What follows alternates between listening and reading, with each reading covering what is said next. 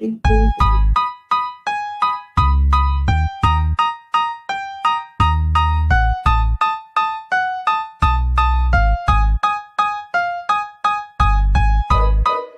full.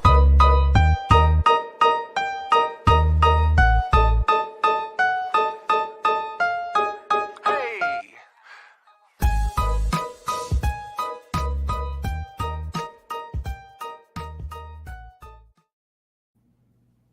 Yo, yo, yo.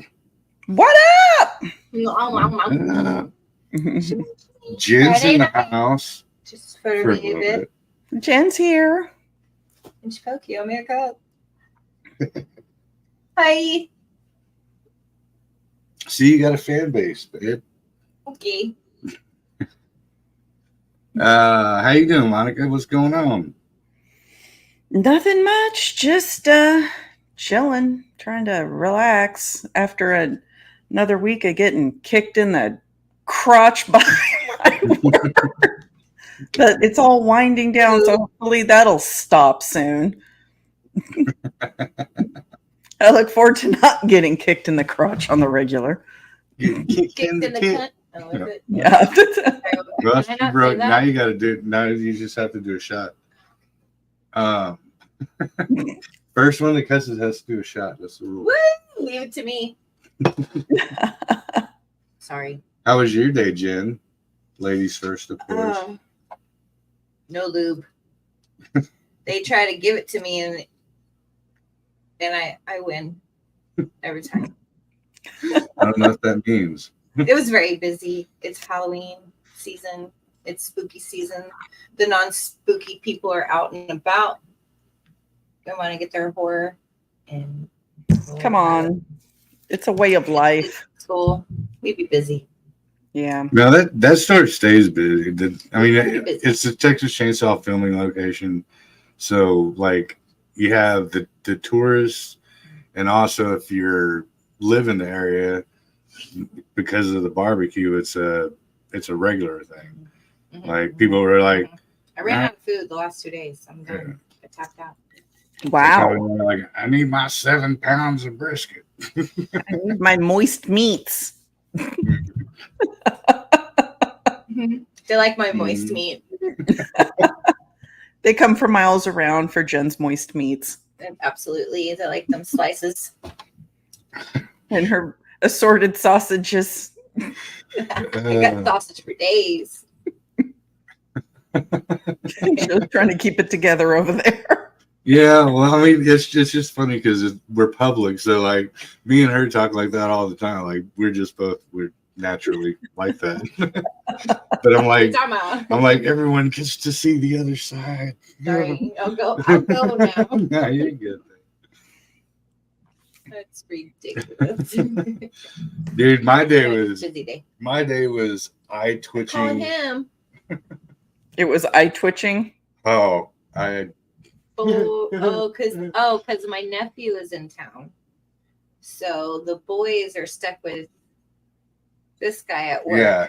So yeah, so I got 9 and 13. yeah, a 9, almost 10-year-old and a 13-year-old.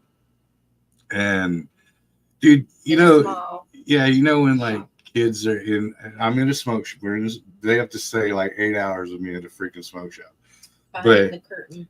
Yeah, so like I'm at the register, they're like in the little back room behind the curtain.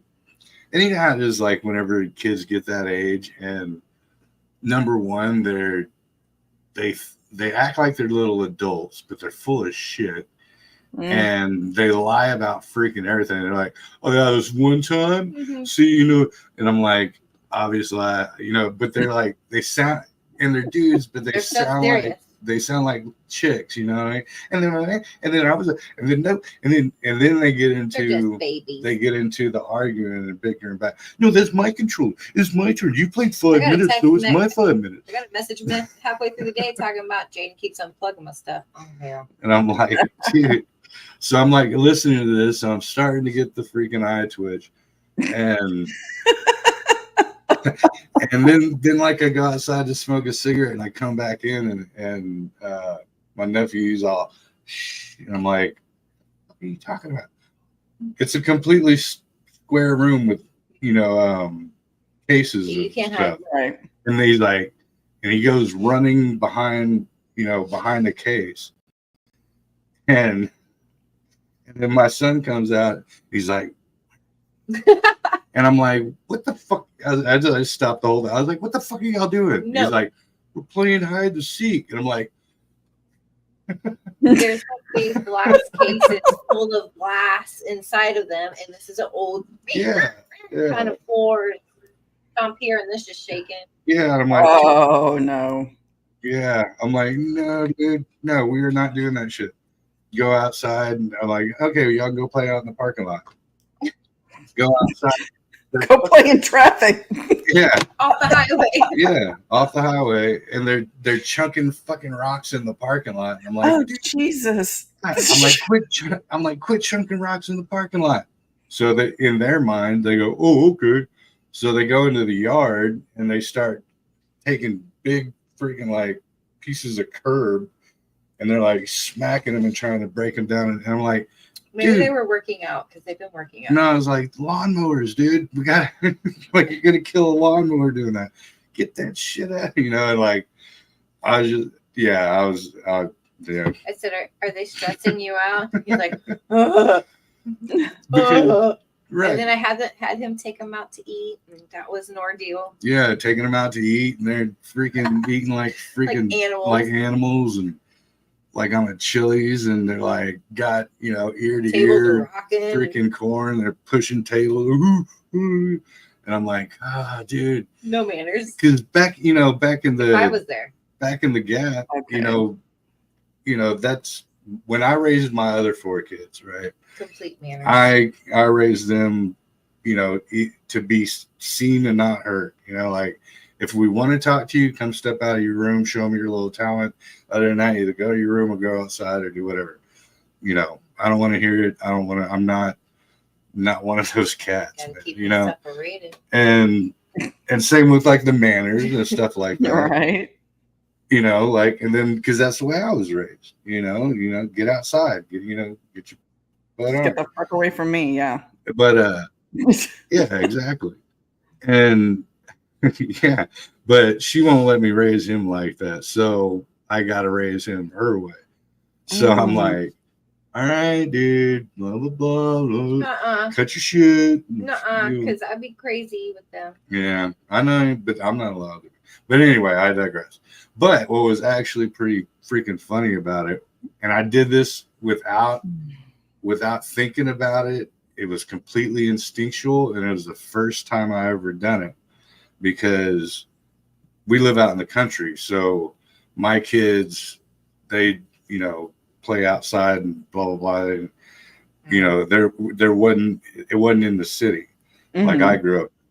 So like right towards the end of the day, it was like probably 6:30, 7 o'clock. And they go, hey, can we go play outside? And I was like, yeah, but keep it in the parking lot. And I shut the door. And I thought about it. I instinctually thought about it. And I opened up the door and I said, see that street light? When it comes on, your ass better be inside. And so I got to actually pull the old street light. There you go. There's a throwback to our generation. I was proud of myself. See that street light? See, no. I was given a watch. I was given the street light. Have your watch on. Yeah, street light. Oh, my grandmother was very a stickler. Oh, street lamps, it matched up. But dinner time. You better keep your ass in the house. Yeah. And then after that, it's bedtime. Shower, bed.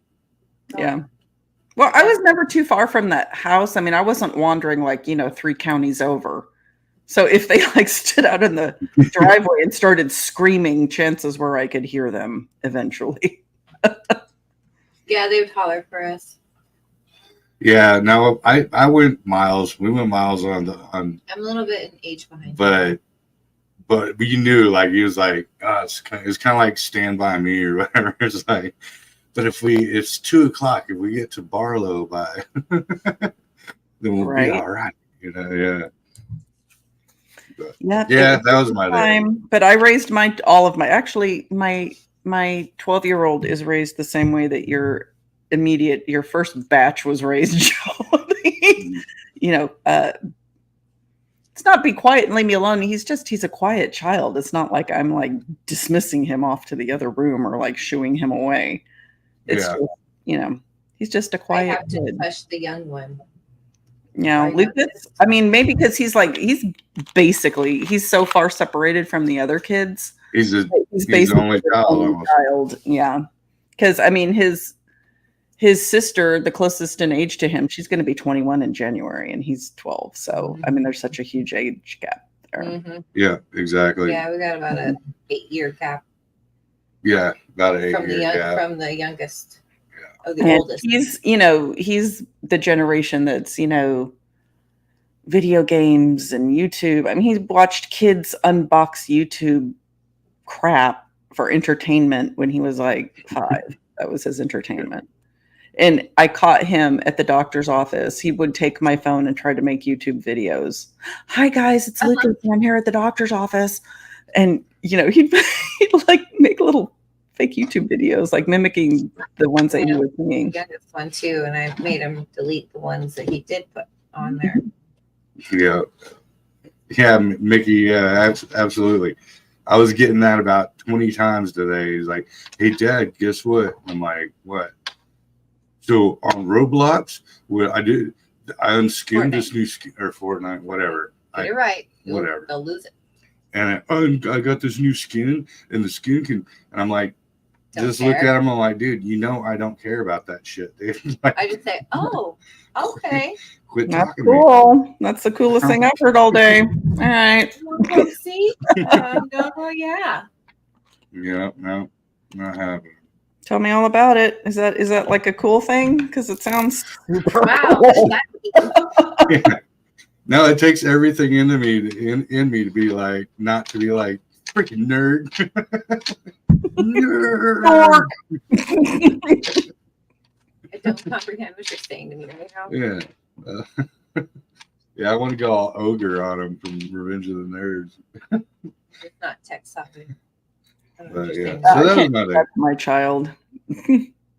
I mean, I will say my children knew that they had a crazy mama bear because one of Lucas's teachers emailed me we were maybe 8 days into the school year, so a week and a half had passed, like a full week, and maybe 2 days into the next week, and they're like, "Well, Lucas is, he's failing this one class because of this, this, and this," and I was like, "That's a pretty serious thing to be failing your class the second week in." I was like, "Why don't you explain to me what's going?" Like I started jumping on the teacher, and so I was grilling him about his teacher. I was like, "Do you need me to like light into this person? Are they assholes? Is this an asshole?" I was like, "Do you need me to do you need me to chase him down?" And he was like, no, he's cool. Mom, because I'll go up there and make a scene. You want to go up there? Mom. Yeah, I will. I don't give a shit. I'm on the same page. I don't care. What are they going to tell me? I was like, and I'm like that. And I'm like the conspiracy, dude. So I'm like, no, bro. See, school is just a structure, man. They're just trying to program you into this educational prefix. What it's really about is making sure that you're going to show up to work and do as you're told until you die. Well, I mean, it's a programming that is required, and you've got to achieve 12 levels of programming. Stop making it a negative experience. You get the bare minimum out of life. Yeah. Work for us and do as we tell you, and believe that the earth is a globe. I always feel into Jaden, your ultimate goal is to work less, make more. So just get educated, do as they say, move along, jump the ladder, be happy and wealthy. It's the only thing that's going to fix things. Because the rest of the world is crap right now. Yeah. Make your little sphere. Do your bubble. Mm-hmm. Do what makes you happy. Don't be like your mother who comes home like staying over it. Dishes. Ah. Go refill your drink and I'm going. All right. All right, so Because I'm too cool for you. let's get, so the subject tonight is the Tartaria, the Great Reset, and the Mud Flood. And so I found out about this. It's kind of a new thing, I guess. I want to say maybe the first time I heard anything about it was maybe 5 years ago. So it's fairly new. Never heard nothing about it before that. But I was actually watching this documentary about flat Earth, but it was like a 5-hour documentary, and it tied this whole piece into it, and it was intriguing. So I don't know if I exactly subscribe to it.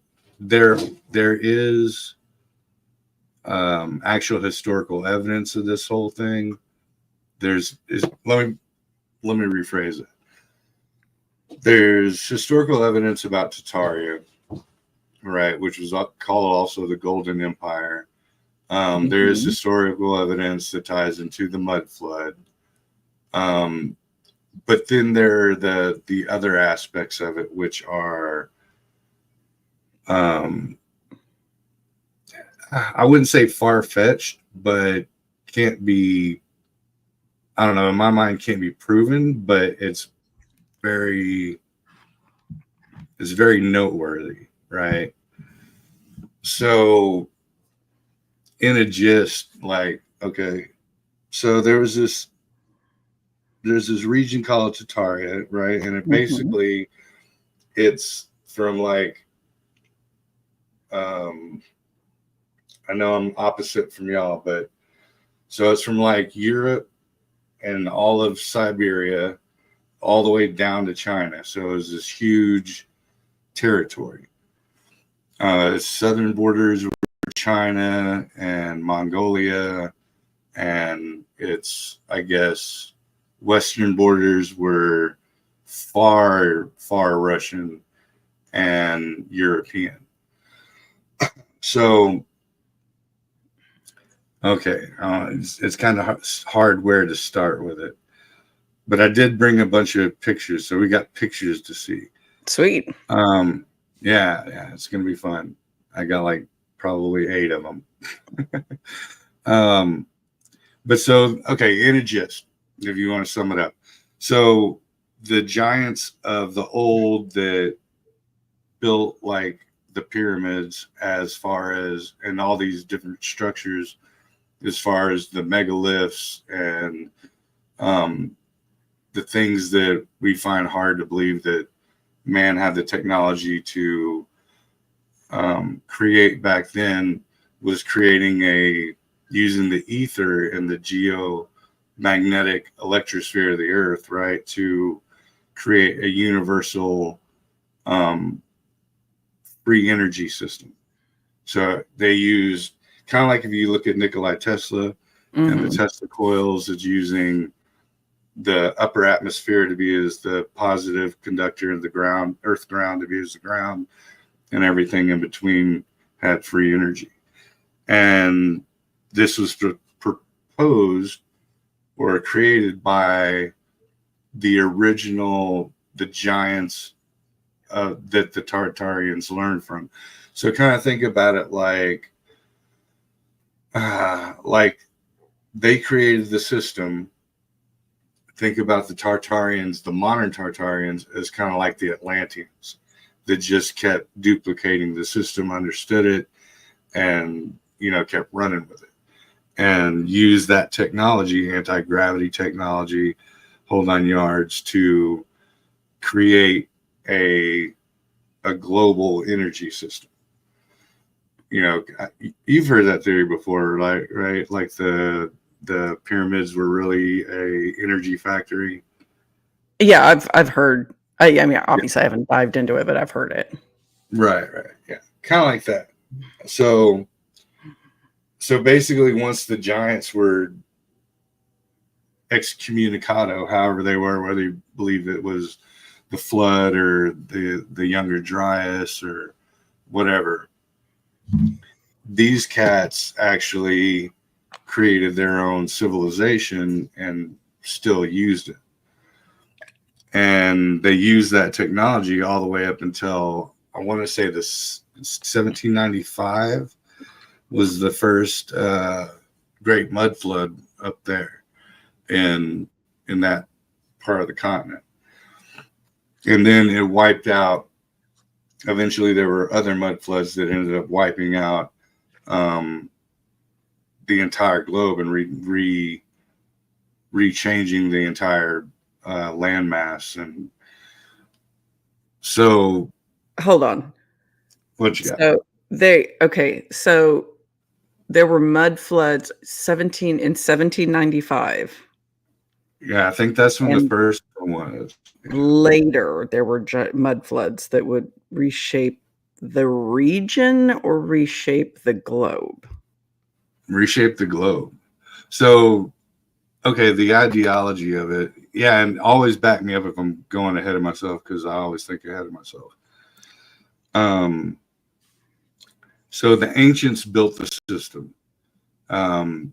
These cats, they took the system and they modernized it and created their own, I guess, cities and all this stuff. And through the what is it, the Russian and American peninsulas, they brought it all the way down into America. Okay. So the way it goes, and this is part of the, I guess, mythology or whatever. Like in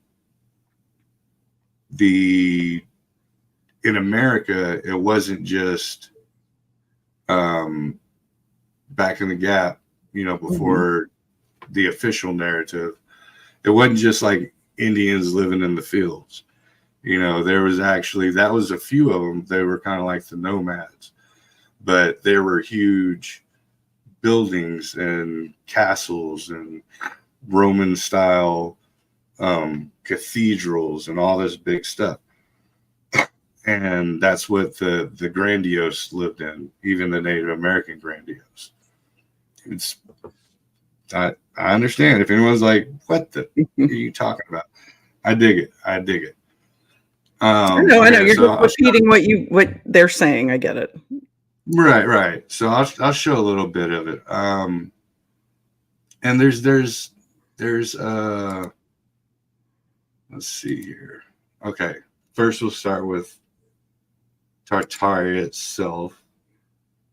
So that would be so this is basically the region that it covered. Right. What's interesting about this part is that's where the Great Wall of China goes, right? One of the things that, go ahead. No, go ahead, because I think I'm about to say what you're going to say. So go ahead.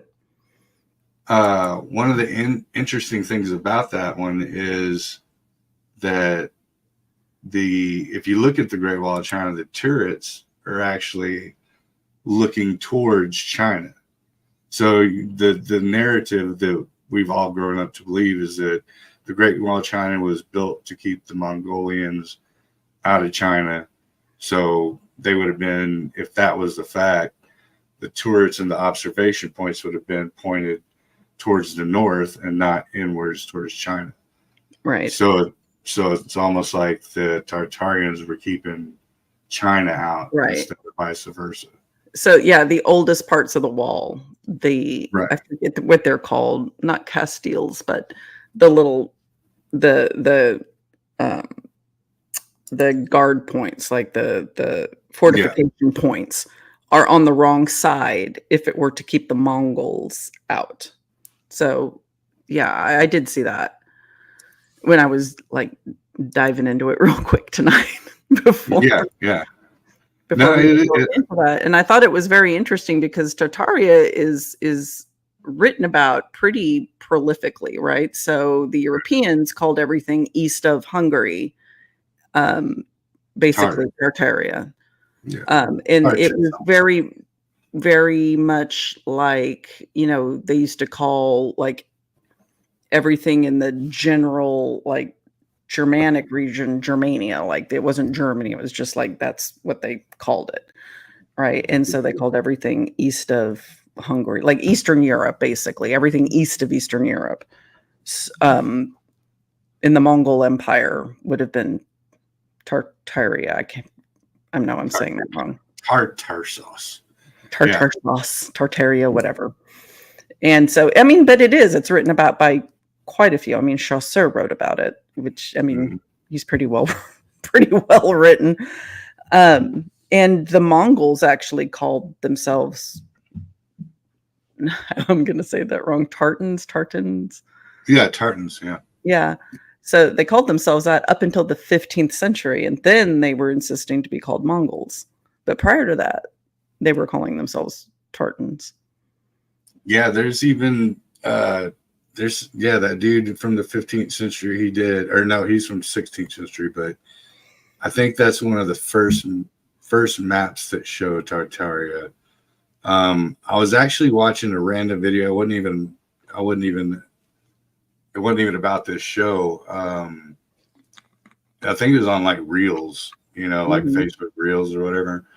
And dude had he either bought or was inherited a 1911 Encyclopedia Britannica or something like that. And when he went to the maps, Tartaria was on the map. Yeah, I mean, it's just a region. I mean, I would say that, yeah, it was a region. Right. So that doesn't mean that there were these giant buildings in it. That doesn't mean that it extended down into the Americas with, Colosseum-like structures. Absolutely. Well, there are, as far as the buildings go, so if you think about, and this is what bugs my nugget about the whole thing. When you're looking at, okay, like, and this is going to be, let me see, 1, 2, boom, blam, biggity bang. Okay. So when you're looking at like these giant structures like this, right? And these are from, 1700s and yada, yada, like these big freaking castles and stuff. So you're talking about, and this is just modern. I know people go, oh, well, the pyramids, yada, yada, yada. But even in modern America, you're talking about dudes with horses and buggies, no asphalt streets, building these huge freaking gauze. It's like, hey, why? Right? So say one of these is in San Francisco or whatever, yada, yada, yada. The population couldn't even fill one of these things. There's no sense or purpose in it. Like, why have something that big? We don't even have stuff. There's not even a Holiday Inn that big in Houston, Texas. You know what I mean? Because there's no sense for it. There's not enough population to make use of it. And they didn't have cranes. You know what I mean? So you're telling me that they're using flimsy wooden, scaffolds and stuff to make huge modern buildings like this, right? So it begs the question as of, what's the purpose for it? If the population could fit completely in that one building, like, why even have it? Why waste time and energy, taxpayers' money, on any of this where, you barely even got, Model A cars, but you got these huge structures. So the theory behind it is that they were there and we had a population decline, maybe from the mud flood or whatever. But so we basically moved into them. It was kind of like we came upon these giant structures and we're like, yeah, that's cool, man. we'll go settle in it instead of actually, building it. Another good one is, so this goes to the population decline. All right, check this one out. This is pretty cool. Did I stop screen already? Okay, here we go. Sorry, I'm not good with the screen sharing stuff. When you don't do it very often, it takes a minute. Yeah, tell me about it. I used to a lot, but now no, not so much. So this is like a panoramic view of San Francisco in the 1800s, right? And this is what trips me out.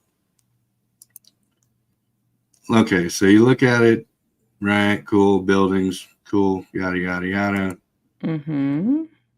More and more and more. Bunch of weird dirt. Maybe that's just because they're doing renovations and constructions and such. Mm-hmm. Whole 9 yards, right? Mm-hmm. And there's another one. Okay, so when you actually look down into it, what's the one thing that is freaking missing? Right? This dude's taking pictures of all this stuff. Looking down this whole road, right? These whole roads. Mm-hmm. Where are the people? You're telling me that everyone went inside? You can't find one person in any of this. Like that photographer had the power to go, all right, all y'all go inside, and I gotta take some pictures. Right.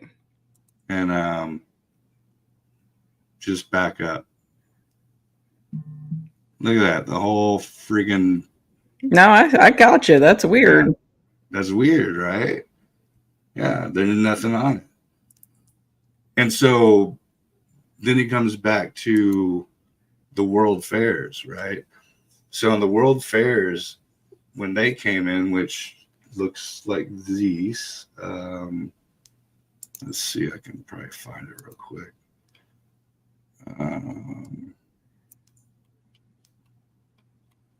Like the Chicago or the San Francisco World Fair, Chicago World Fair. Let's see if I can find it. Happens to look the exact same as the old Tartarian stuff. Is that one? Let's see. Okay. There you go. Here, present that one. Boom and boom. Okay, so like this is 1800s World Fair in San Francisco. Now they say like that was all made out of paper mache. No, it wasn't. But it was, and it was tore down. But those structures they look pretty freaking solid, and some of them are still standing today. Yeah, no shit. I grew up there. Yeah. So it's like, yeah. Like, what the hell made that pre-1800? And people made that, and it was not pre-1800. But, like, I mean, purposely, like, so say you have, like I was saying earlier, time and energy and taxes and stuff like this, like, oh, we'll just drop, Chicago. Oh, they added it to Chicago, yeah. But let's just drop what we're doing and, build this big, giant building for absolutely no reason. So that's the gig with that. This part, like this, is about like the energy frequency things, like the cathedrals, the way they looked, the way they were geometrically shaped, and so you can actually find evidence of like anodes and cathodes and another one, like think about bells. right? Mhm. Remember how there used to be bells everywhere, like in every church and cathedral, Right. and they're not anymore. So excuse me, in the 90s, a CIA report was actually made, or whatever you call it, file, Hmm. and it was declassified. You can find it on their website, and it talks about hiding the original history of the Tartars and the Tartarians from the rest of the world. And it talks about removal of the history. So if you think about it, so if they had free energy, which of course they don't want us to know about at all, period. Everyone Right. who comes up with a car that runs on water gets Right. you know what I mean? Right. So if you're talking about the entire, like Nikolai Tesla was talking about, how you can make the entire, you know, atmosphere in the entire world a free power system, Sure. you know, because, it's like prostitution and growing tobacco. If they can't keep tracks on it and make money off of it, you're not allowed to do it. Right. I mean, Well, so yeah. I mean, they stole all of Nicola's stuff, and within hours of him dying, all of his papers disappeared. yep, exactly. I heard Pray Tell. I don't know how true it is, because, well, who knows how true anything is nowadays? You know what I mean? Hmm. Um, but it was Donald Trump's uncle that cleared Nikolai Tesla's apartment out. That's what I heard. I don't know. Well, that would track. Yeah, and it might have. I mean, and it might have, created the wealth pyramid that, you know ended up being his, whatever you call it. But so yeah, so okay, Legacy. Yeah. yeah, legacy. There you go. Thank you.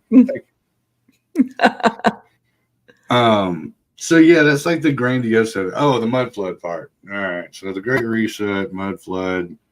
Their evidence to that is, let's see.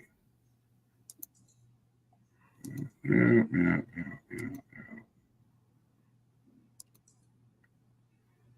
Okay, here we go.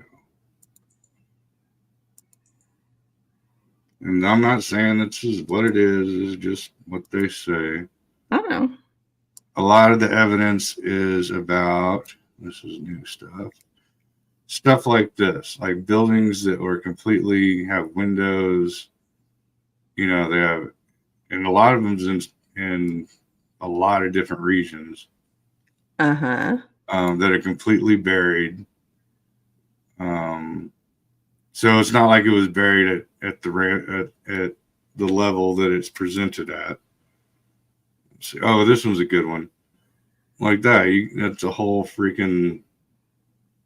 Why would you have columns underneath it? Because you'd make Aqueduct. columns, right?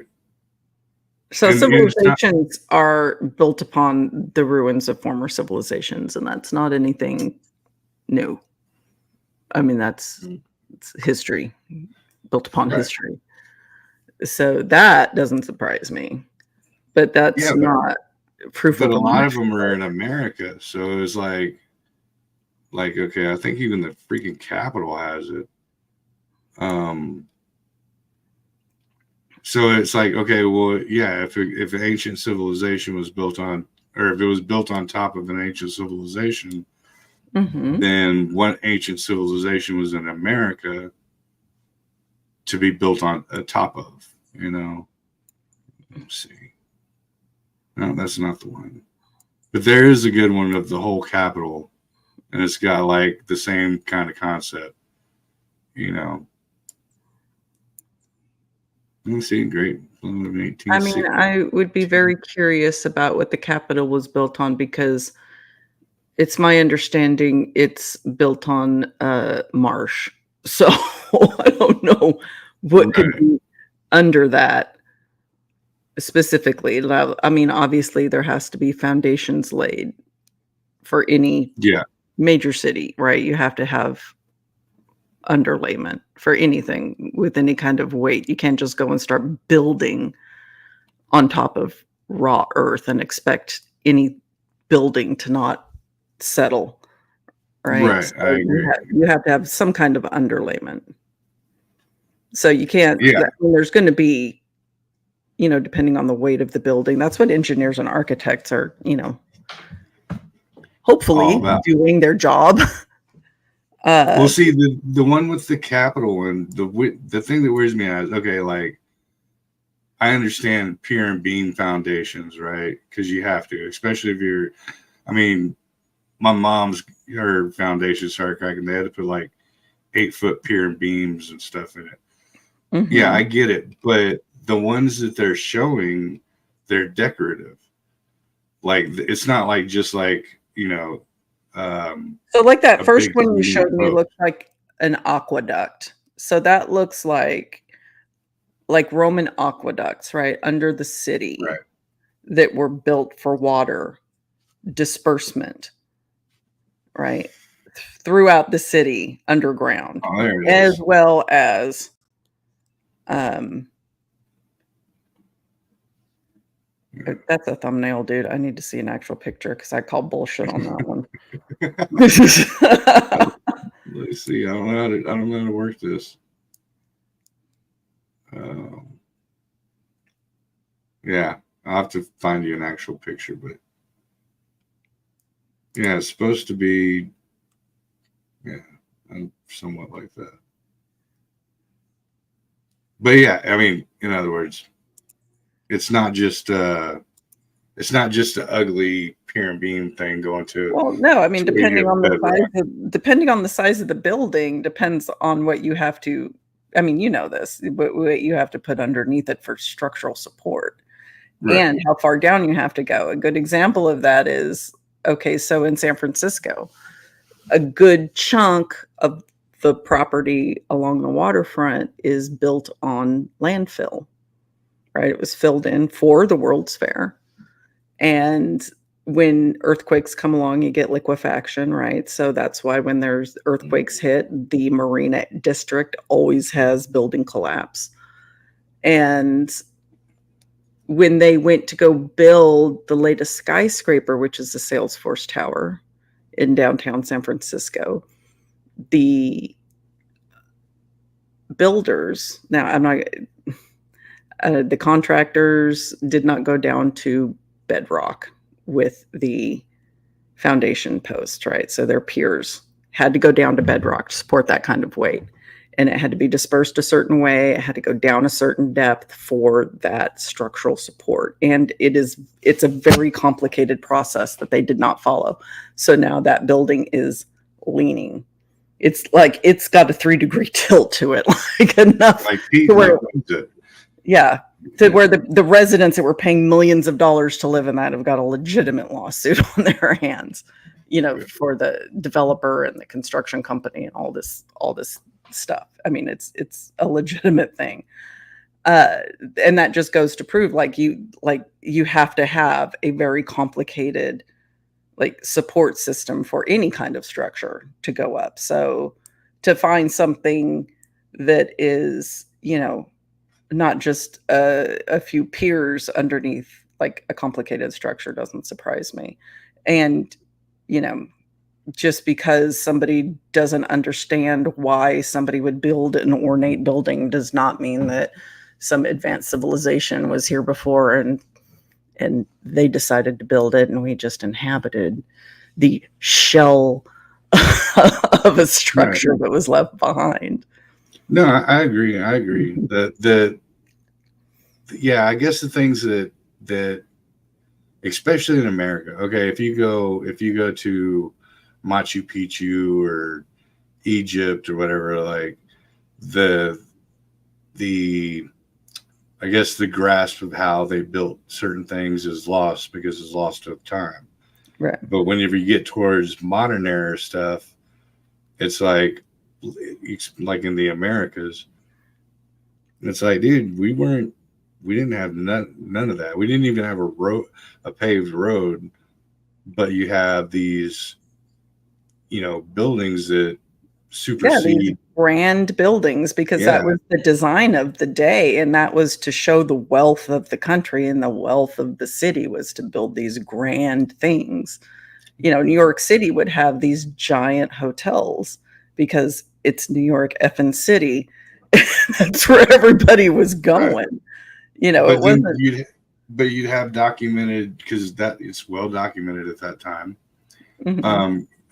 of ways that they got those structures or got those huge friggin', you know, something the size, a brick the size of my house, to that point, and the quarries that they got them from.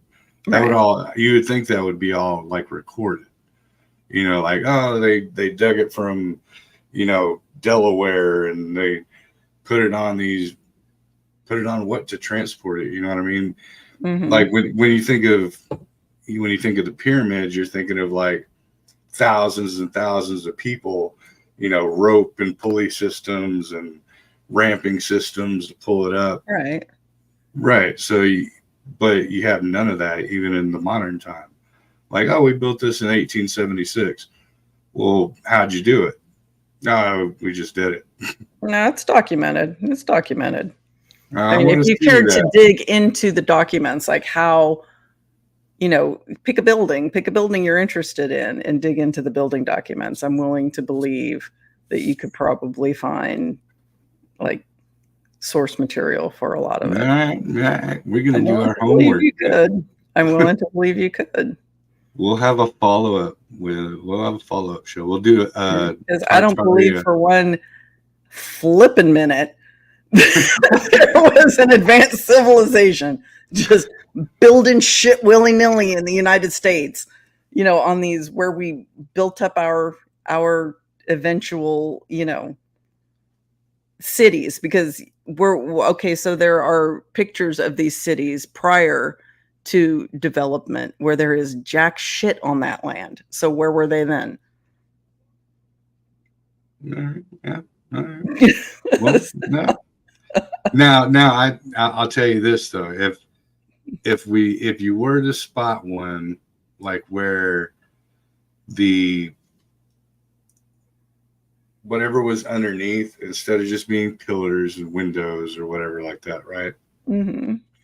If we were to spot one that had, like, let's say a statue of Osiris or something way down there, I think that would be kind of a nail in, Well, a nail in yeah, the I head. mean, if we can dig something out that's got Osiris like Right.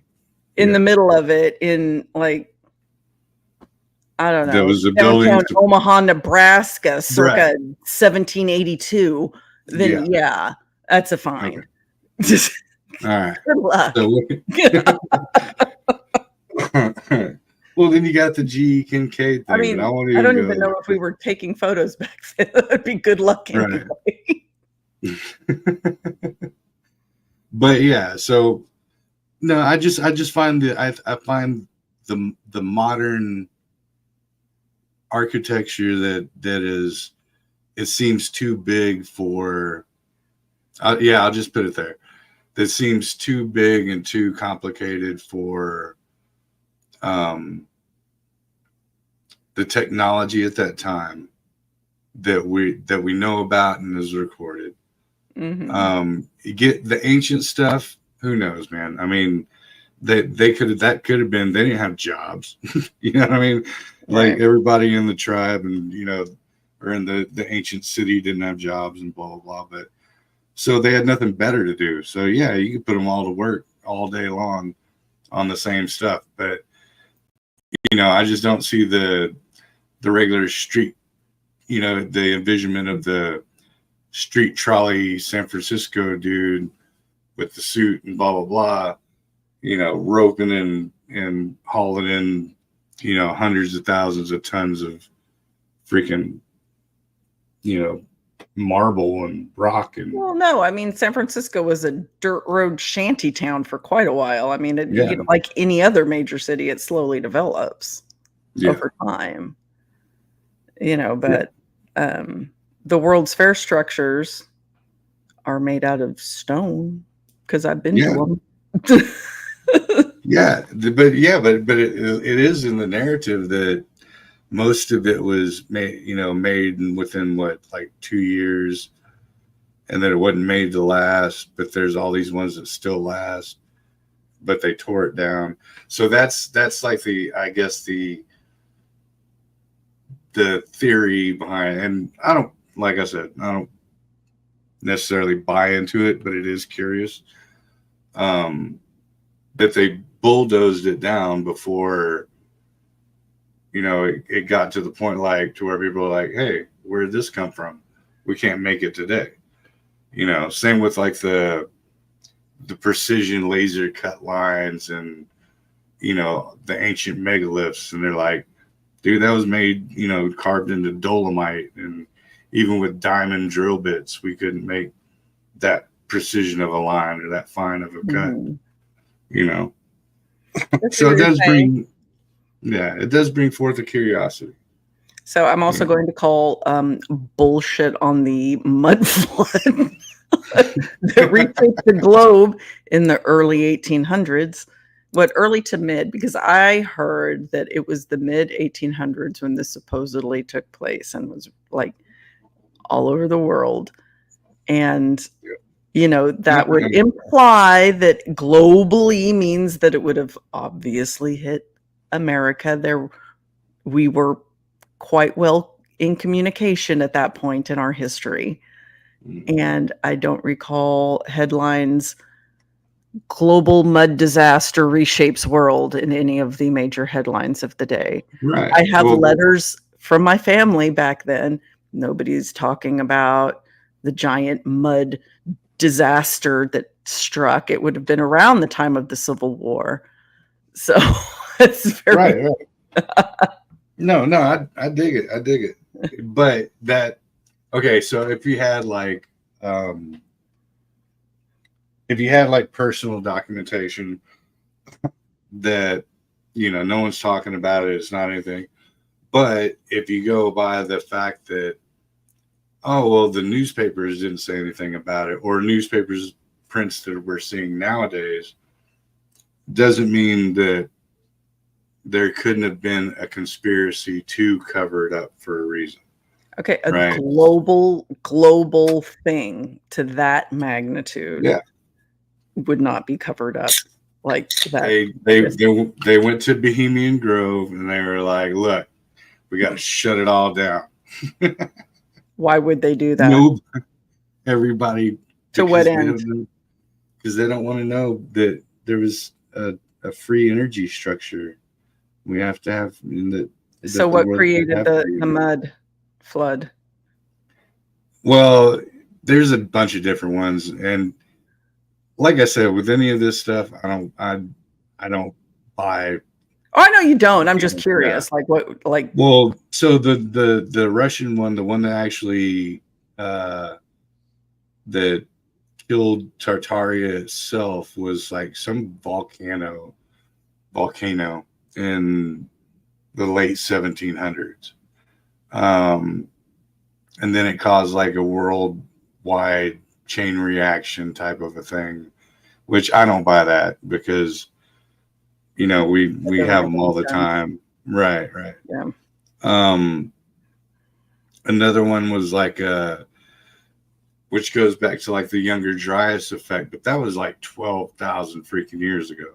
So I'm not talking about like Giglio Tepe or anything like that could have covered it up, which that might have been the case on those aspects. Right. But yeah, I don't know. It's weird.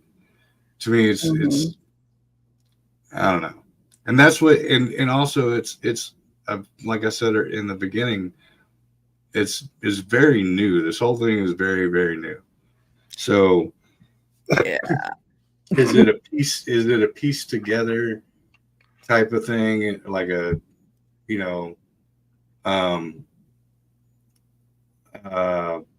piece together fascination that someone puts forth, or does it have an ounce of truth to it, or is it complete horseshit?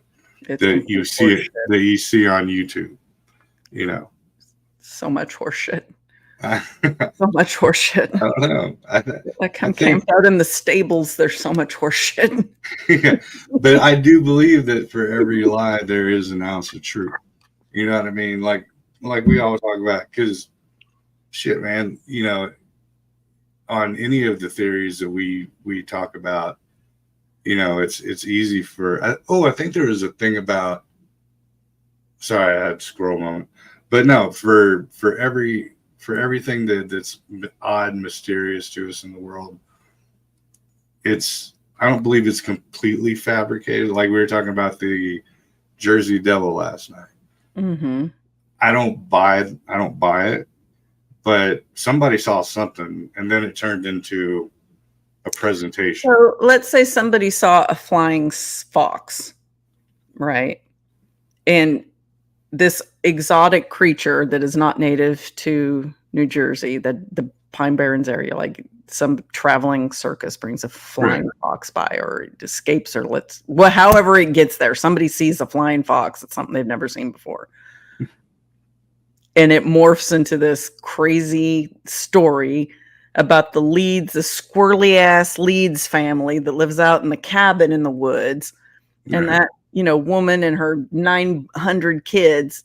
And 13. yeah, I know what you mean. I know how many it was. I'm just But, her last kid is cursed by the devil. Maybe she lost the baby, and this weird thing pops up in the area, and they're like, yeah, that's what it was, Shane. Yeah.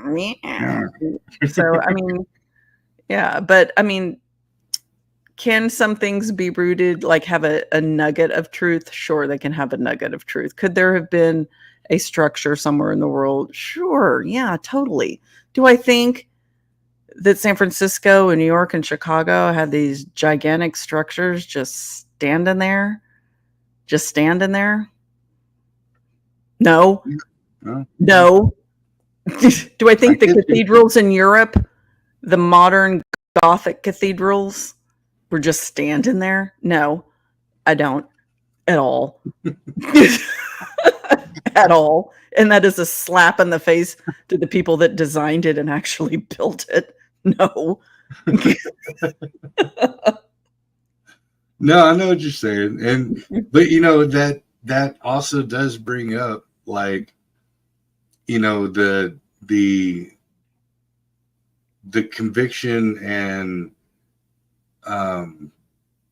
that we hold to what we think we know, right? Because like I think that's one of the hardest ones. So like, even if you're talking like cryptids or whatever, mm-hmm. If you talk to somebody who absolutely talk to someone from like, Cleveland, no, well, no, I wouldn't say Cleveland, Ohio, because that's a bad example. But like say, the middle of Chicago, it'd be like, yeah, Bigfoot's real. They're gonna be like, get the fuck out of here. You're so full of shit. Like they're never, because the conviction on the way you believe, and what we were programmed, in education wise, into thinking and believing and how things happened, it's really hard to reverse someone's ideology. Same with religion, right? You go into someone who's born and raised Catholic and went to Sunday Mass every day, and then you tell them something sideways about, no, look at the Book of Enoch or whatever. Mm-hmm. You're instantly shut off. They're not going to believe anything about it, or even give it the slightest bit of freaking, yeah, they're not going to even give you an inch to take a mile, And trust me, it's weird. Like me with the flat Earth thing. Do you know how many people I've met that as soon as I say it, not only do they go, nah, I don't believe it, but they get like fucking furious. You know what I mean? They're like, no reason to get angry. I mean, yeah, whatever the hell you want, Yeah, but they will, because you're going against their entire belief system, or their entire ideology of how, things work. But, I just find that interesting. And it comes down to stuff like the shows that we have and the shows that other people have that kind of question the narrative. And it's I think not it's okay to question it, but back it up with more than just, I don't understand why. Why did we have to build these? Like, why? How come they built these big? Well, just because you don't understand why doesn't mean it's impossible. Right. Exactly. Yeah. No, you're absolutely right, and it's on both ends. Yeah. Yeah. And see, and I think that like what makes good theories great is when you can sit around the campfire and bullshit about it, but it doesn't mean that someone kicks the campfire in and goes, "That's it, I'm out of here." Like, flipping the table on a card game. Like, that's it, I'm not listening. Nothing no more you gotta say because you're wrong. Ah, shit, man, we could all be fucking wrong. Who fucking know? Who really? I mean, you can subscribe, you can believe, but do you know? I mean, unless you took me back into a time machine, which I wouldn't believe anyway, because now I'm in a parallel universe. You're just a doubting Thomas. Yeah, exactly. So yeah, I do understand questioning. I think that you should look at everything critically. I think that you should analyze anything that's brought to you. You shouldn't just take something at face value because somebody's handing it to you. You should always consider, but consider it logically and rationally. Consider all of the evidence that is presented to you and draw your own conclusions. Yeah, exactly. Because there's a lot about that. I didn't bring that up because I buy it. Because there's a lot of bullshit that I find in it. I'm like, yeah, okay. So ancient, like if I boil it down, all right. So ancient giants taught these dudes technology so they could, free energy the world and spread all across the globe and build these great buildings. And then all of a sudden, a mud flood wipes out. If they're so badass at technology, then they could have figured out and averted mud floods. You know what I mean? Right. Like, they could if you can circumnavigate the globe and create free energy systems, then you obviously possess the technology that could, at least be able to forecast a freaking mud flood. A global mud flood. A global mud flood, right. Or at least document it. Not just a regional mud flood. It's a global mud flood. So, yeah, I think it's weird and it's interesting, but I don't buy it all. But there are a few things that make you go, I think that it's interesting in the fact that there are people that would actually believe that. That's what I find interesting. But yeah, so that's Breezy's presentation on the Tartarian Great Reset and mud flood. Tartarian and Tartarius. What, do you got hair in your drink? No, it's lately every freaking ice cube has been. They're trying to poison the well. Timmy is like producing like froth. Like, I don't know. It's weird. The government's coming for you, doubting Thomas. That's what they're doing, man. That's what they're doing. Good thing my booze kills all the bacteria and nanobites that they're putting in my shit. Can't survive. Can't live. Alkaline environment. And as soon as they hit the liver, they're history. Oh my goodness. So yeah. Yeah, so when I was like digging into that, as I was like laying there listening to all of this information coming at me about the mud flood and Tartaria, I was like, the fuck? Because at first I was looking up Lumeria because I got the civilization incorrect. I got the region incorrect. So I was looking up Lumeria.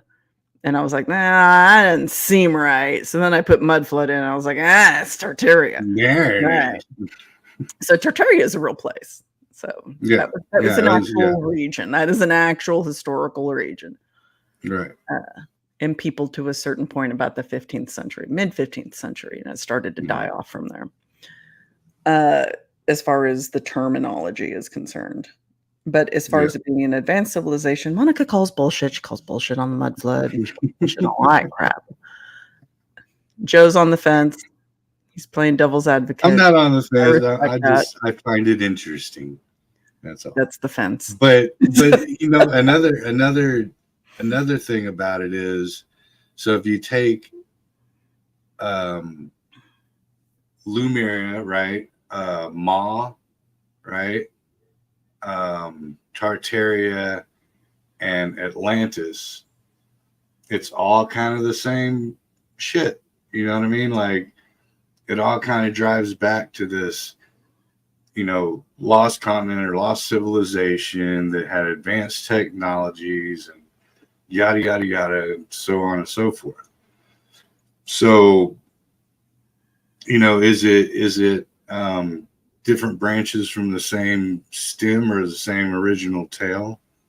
You know what I mean? Just set in different locations because the locations aren't accurate.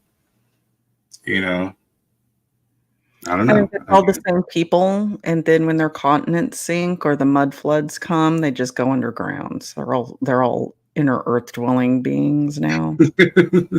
They're all they start in the hollow earth. They're living in the middle of the pancake. Because it can't be a hollow earth if it's freaking pancake, right? Well, kind of. There's kind of a hollow earth shield, but yeah. But Two Shadows. I want to know what the fuck is Antarctica too. Have at it, man. Get on a ship. You can't. It's illegal. You're not allowed to go there. Bullshit. You can take a cruise ship to Antarctica, and you can get off. You can take it to that one peninsula, and that's it. You can't go off the res. Well, you can get near McMurdo. Just get near McMurdo and take a left, and just go inner continent, and deal with them giant ice spiders.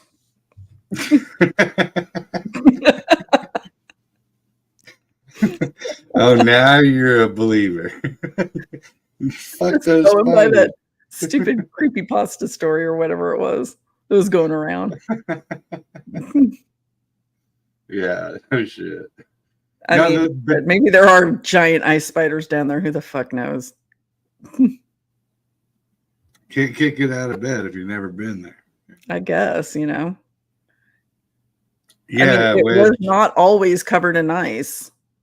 No, and there's fairly modern maps that show the topography of it unfrozen. I forgot what the name of that map was. I used to know it, but I stopped arguing all that shit so long ago. I just let it go out the window. But there's I think it's from the 1100s or 1300s or something that has the unfrozen topography of Antarctica. Mm-hmm. Yeah.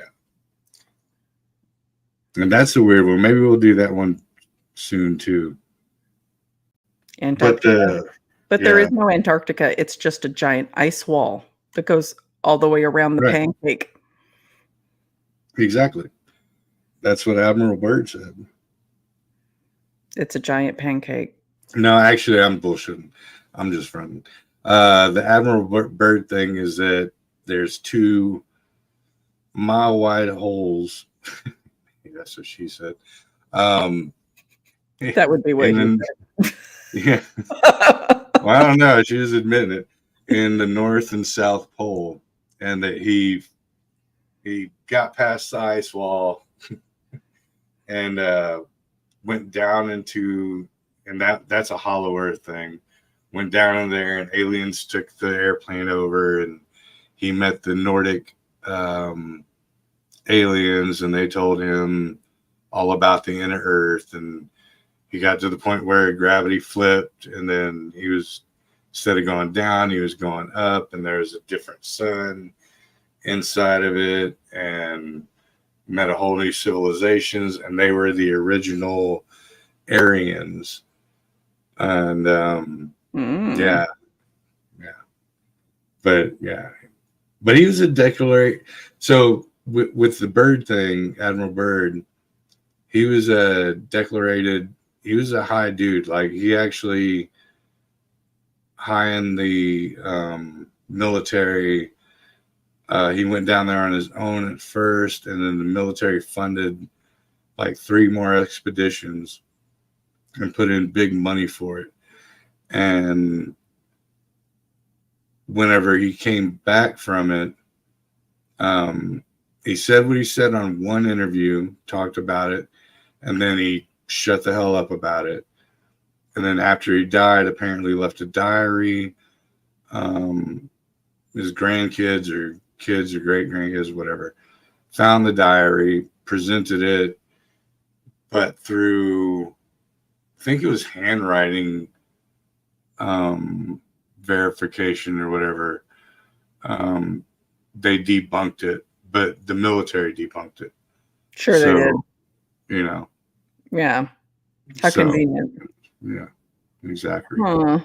Exactly. Okay. But see, that goes into the hollow earth thing. So like on the flat earth thing,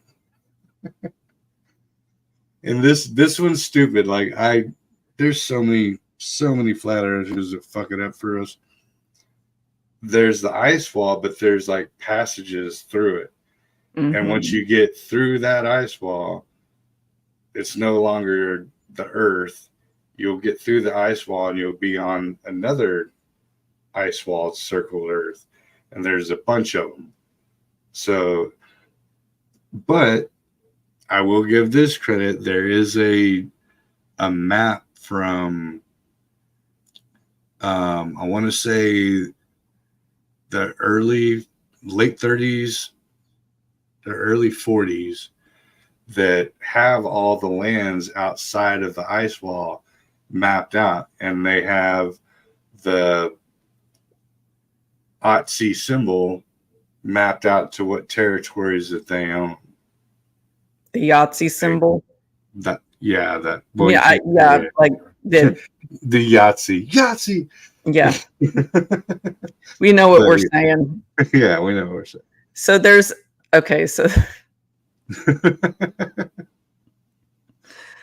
so I know. A map somewhere.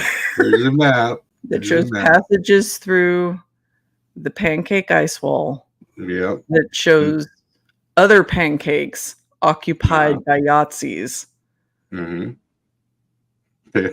There is. Do I buy it? Fuck no. I think it's full of shit because I can't. I think that the Yahtzees were really into the occult and mysticism, and I think that there was probably a Yahtzee cartographer somewhere that was like, you know what would be pretty fucking sweet? Awesome. If we owned these imaginary lands. If all of our pancakes had the pancakes surrounded. Yeah. Strategic pancakes connected to the main pancake. Yeah.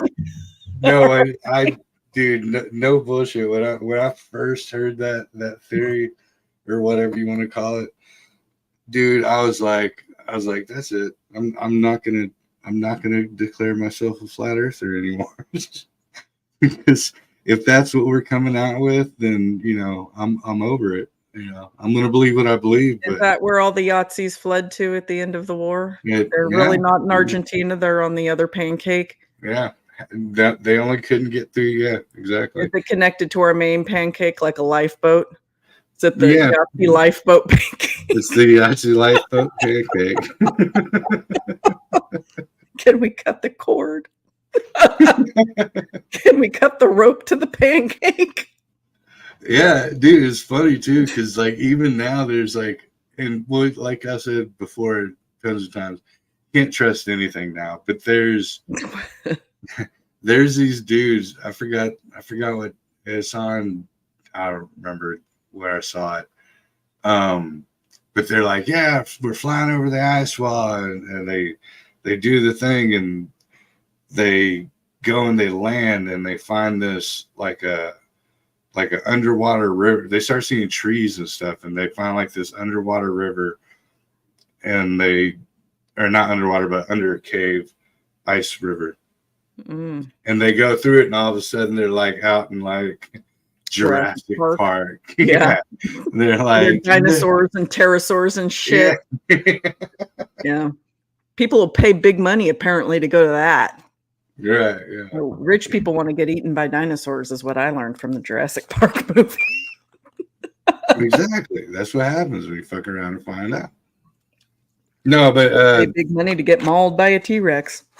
No, but I for people talking about the inner earth and stuff, I do believe in the inner earth, like Shambhala and Agartha and stuff like that. So I'm willing to believe that there were structures or whatever you want to call it here prior. Like I believe that there are probably things carved into the side of the Grand Canyon that we're not allowed to see.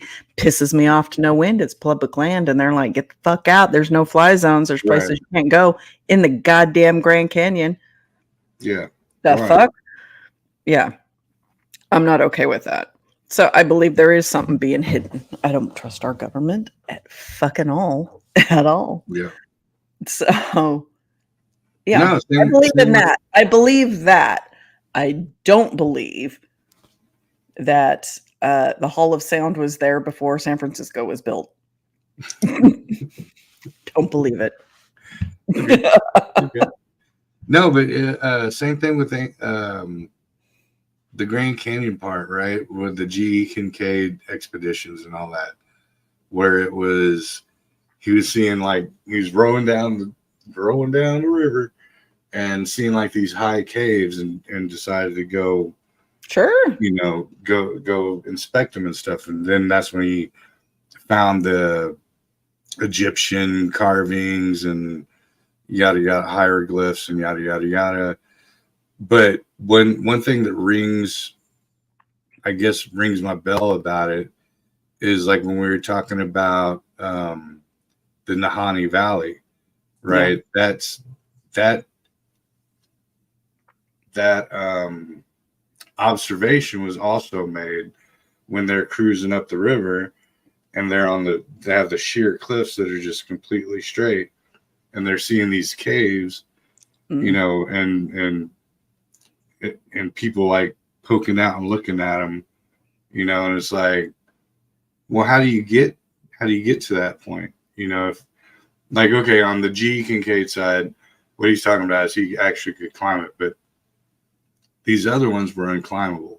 So are they inhabited by either people that are in there and they're like windows on the 5th floor, they can only stand out on the balcony, or can they get in and out of those because they're not subject for regular bipedalism? Maybe they're flying cryptids or whatever, you know what I mean?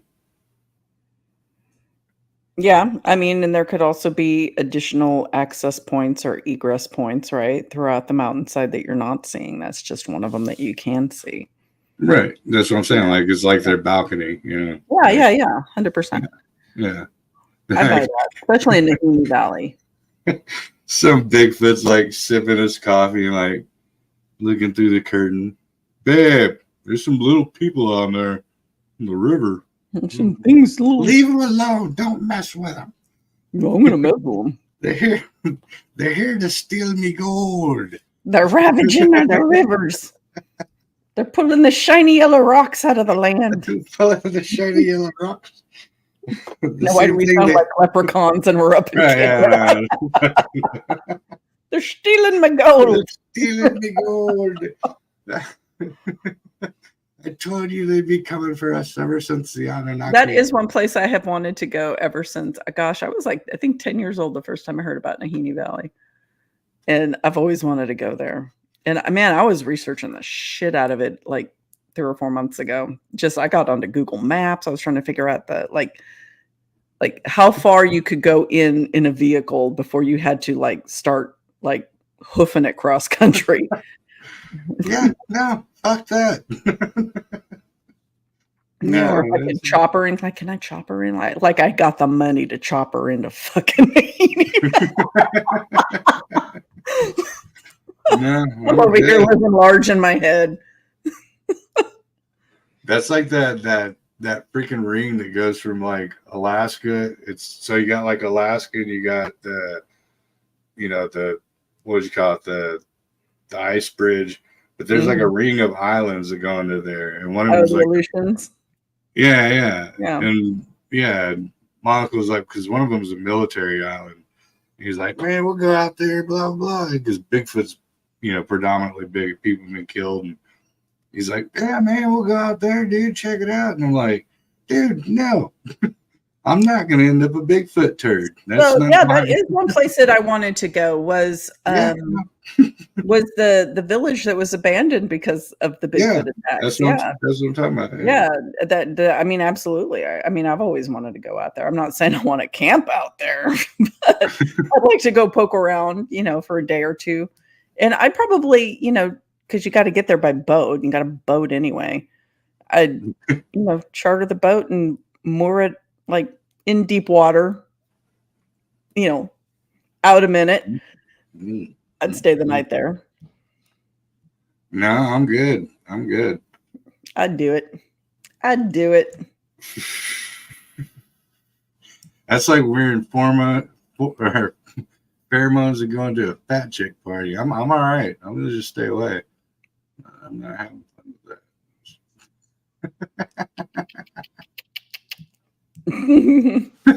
Gotta live a little, Joe. Gotta live a little. Yeah, no. Know where the scary things are. Where the wild things are. Yeah, no, I'm not a fan. I mean, I'll dig into it, but I don't know. I'm not. You're not a like on the ground kind of person. Yeah, I'm not like you. I mean, yeah, I'll go mess around, but like if it's gotten to the point where the whole island was decimated by Bigfoot or something like that. No, I mean, the whole fucking town like packed up and was like, "Where the fuck at?" Like everybody left. Yeah, exactly. Yeah, if it's big like that, like no. But if it's like, oh, there was a sighting here in '94. Yeah, I'll go different. I'll go whatever out there. That's a lot of places. That's easy. Yeah. But yeah, I mean, I don't know about Nahini Valley. Like, I want so bad to go into Nahini Valley, but I also don't want to have my head cut off. Exactly. I don't want to go missing, or I don't want to be found 2 years later without my noggin. I'd like to check out whole when my time comes. Yeah. Well, yeah, it's just like the same concept of where the military goes after so much stuff has happened there. Mm. Even like the Mel's Hole thing or whatever. If it's gotten so popular that the government's gone, and then they're like, yeah, don't come over here. Yeah, all right. Well, either y'all have a secret something going on where I shouldn't be going, or y'all are just telling me, just trust me and stay away. Yeah. Because we send a squad down there. And, If SEAL Team 6 got their ass kicked, you don't stand much of a chance in your pup tent. Yeah. Yeah, me and my brass knuckles are not going to have that. Yeah, I've seen that horror movie. Yeah. Exactly. I don't need to star in it. That's all right. I wouldn't even star in it. All I know is I'm high stepping it. I ain't tripping over your corpse. I run, and when I run, I high step. Knees to chest. Knees to chest, motherfucker. Knees to chest. I ain't tripping over your dead body. And I'm not that bitch that falls down and is like, ah, Oh hell my nah. God. You have a broken leg, still drag my ass till I'm moving. I can see you doing that. That's the funny part about it. Not even stopping. They're like, I'm sorry, bro. Putting on the jets. I'll tell Jen you loved her.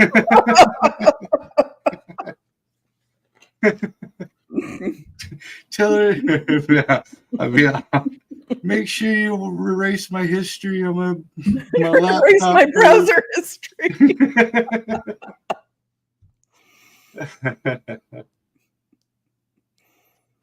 Oh yeah. Probably wind up like a Southern Comfort movie. Oh shit. It's better than some movies I've seen. Yeah, that's true. That's true. Dude, I saw one last night. Fairly new. As Above, So Below. Have you seen that one? Oh yeah, that one freaked me out. Dude, it got my catacombs. Well, you know my claustrophobia anyway. Exactly, yeah. But then, because when I'm watching movies, if I get really engrossed in them, I'm thinking, what would I do in that? What would I do in that situation? And it's so counterintuitive what you had to do to escape the situation. Like in the end, it's so counterintuitive. Yeah. But what got me on that one was the what was his name? Nicola Fermier or whatever. So that dude is actually supposedly Count Saint Germain. Mm-hmm. If you go back into, he was the one who did the original Philosopher's Stone. And so, yeah, he faked his death. He had like he was either the student of, or he had a student. I forget how it goes. The Y-Files did a really good one on him. But yeah, it's kind of like a up and up. So I like the fact that they put in an actual dude, and it wasn't just 100% bullshit. And I've not studied up, but I'm knowledgeable of those freaking catacombs. It's insane. Like, it's terrifying. Yeah. Dude, to be that far underground, no. Hell nah. Surrounded by dead people, surrounded by the dead. Yeah. Get lost. I mean, they're really there. So you know how the catacombs came about. They're the lime quarries that they built Paris from. And then the graveyards were essentially evacuated because they needed the land. Dead people don't need it, but the living do. So they put all of the bodies from the cemeteries in Paris down into the catacombs. Right. So that's why there's miles and miles and miles. It's because it was the old quarries, right? For I believe it was limestone or whatever the stone is. So yeah, that's terrifying to me. Yeah. No. Dude, yeah. I because that to me triggers like my megalophobia. And like even recently, whenever with all these storms that came through and they're showing all the videos and stuff, like I can't even watch any of that stuff because they're showing like these giant freaking, tornadoes and no, it just triggers me, man. And I hate to say the word trigger because that's such a. Well, you'd really freak out if we got out into the mountains. You couldn't go to Nahini because those mountains are huge. Yeah, get up, when you're driving up into them, you see them rising up. I remember coming out of where was I? I was in Skamania County. I was coming out of Skookum Meadows, right? So I'm coming out of the mountains and I'm coming down to the Columbia River. So I'm coming out of the mountains and all of a sudden I come over a hill and the Columbia Gorge just like rises up, and I'd never seen it before. So there's a Columbia River, and then the gorge, which is basically just a giant cliff, like just rises up out of nowhere. It made me feel very small. Yeah. The first time I saw it, but it's gorgeous. It's beautiful. But when you see things like that, yeah, it makes you feel very small. And if you have that particular phobia, that would trigger you. Yeah. Now, when I was a kid, none of that bothered me at all. And like, I don't know, I think it was in my late 30s, whenever it finally kicked its full potential in. And dude, I can't even drive through freaking downtown Dallas. I will like literally start having an anxiety attack and be like, I'm about to pass out behind the wheel. Right. look, you know, I'm like, no. But when I was a kid, like, dude, we used to skip school, steal a car, and go down to San Antonio and go hang out at the Hemisphere, or now it's the Towers of America or whatever, Tower of America is. Mm-hmm. And, you know, go kick it up there. And now I couldn't even. Last time I went to San Antonio was for a Steel Panther concert. And we went right underneath the Tower of Americas. And I was like in the car, like looking up, and I could only get like halfway up the tower. And I was like, oh, yeah.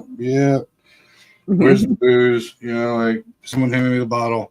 Yeah. Gotta chill, dude. Gotta chill. I get it. You know, you can't help what you can't. If you have a phobia, you can't help what when. Yeah, it's weird. I agree. I hate the word triggered, but I don't have another word to use right now for it. But yeah, you can't help what triggers you when you have that particular phobia. Yeah, that's weird. It's like it comes on you like a thief in the night, man. Yeah, it does. You know. Yeah, have you ever heard it? Myself before I get on airplanes. Anytime I'm in anywhere contained, like if I can't open a door and step out, like into fresh air, it's a thing. Like I can't do subways. I can't do like train rides. I can't do airplane rides anywhere where I'm contained.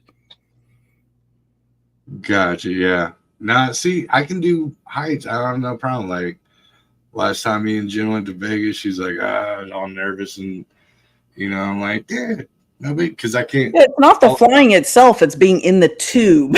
Like it's that right. I can't get up and walk outside if I want. That's the thing. Right. Yeah. No, that's what I'm saying. Like to me, it wasn't the height, because I can't see anything above me. You know, it's just sky, right? And then, you know, so I'm like, no big deal, you know. And then when we finally got to Vegas, we were at the Luxor, and we were at the pool, and I was watching. I'm like sitting there drinking, and I'm watching like, you know, planes fly and stuff. And I'm like, oh, that's, you know. And then I see this freaking giant cloud, and I'm like, dude, if that cloud falls on us, we're all gonna die.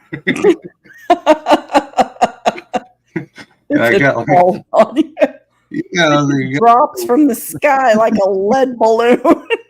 We're history, man. It's too far out. Yeah, it's weird like that. If I was in the plane, I wouldn't have a problem, but yeah, too high up.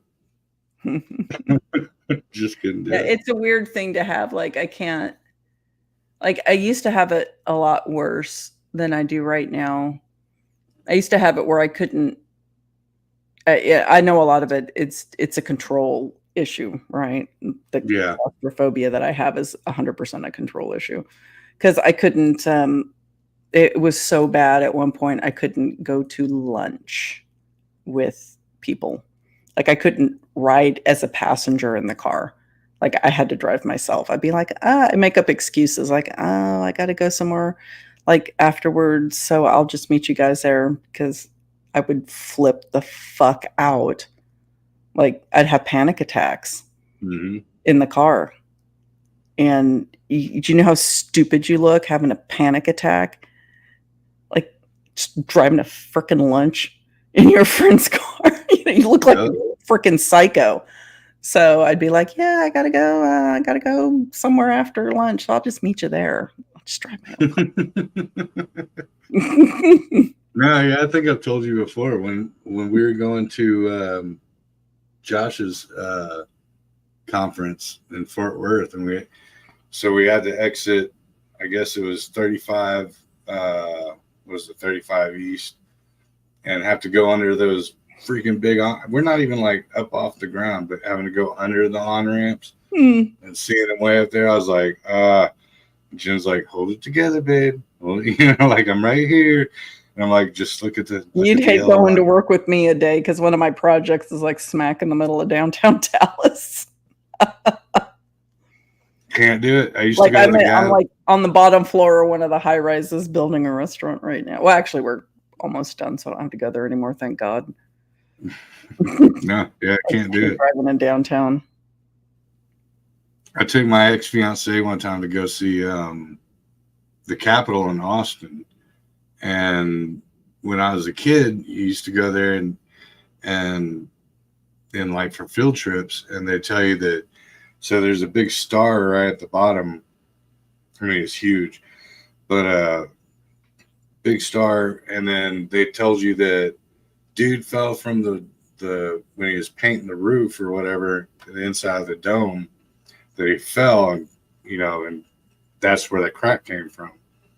And I'd have no problem being like, whoa, dude, he fell from all the way down there, blah, blah. And, I think this is probably like 12 years ago or something.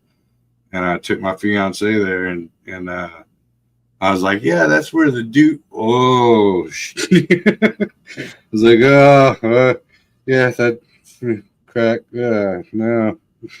I need to sit down. Oh. Yeah, can't do it. Can't do it.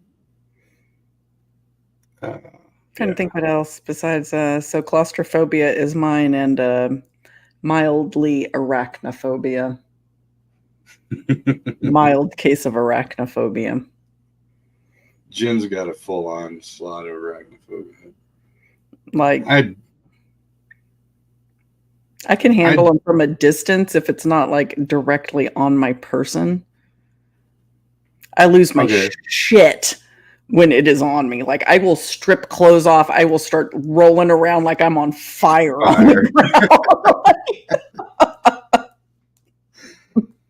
ground. Yeah. No, I'm halfway there with you. Like I don't mind them, and like even if I'm in contact with them, as long as I'm in control, or whatever, or as long as I know what I'm doing.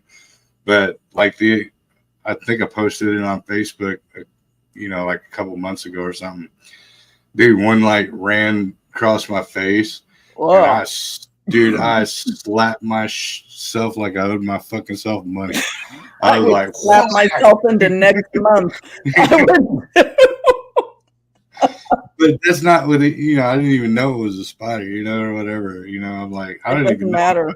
Yeah, I just and I was like, oh, son of a. If it's not my cat, it does not. No. Well, that's not allowed to walk across me in the middle of the night. That's when the cats aren't doing their job.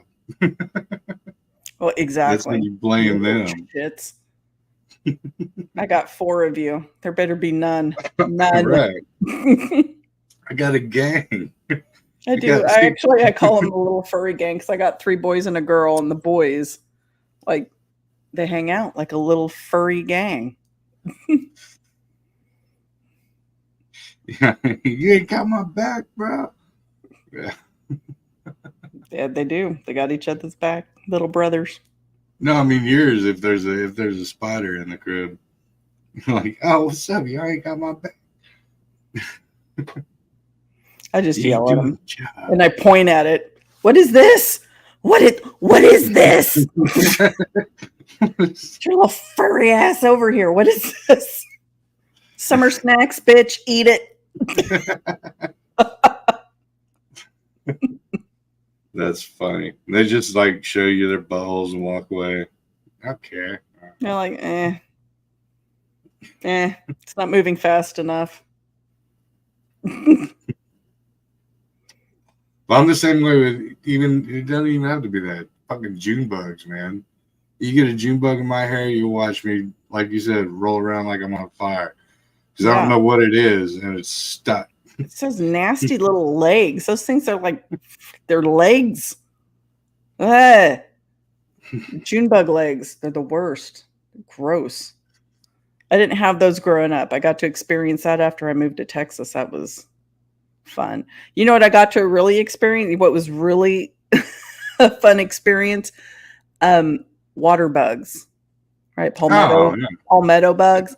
Yeah. Don't have those where I grew up.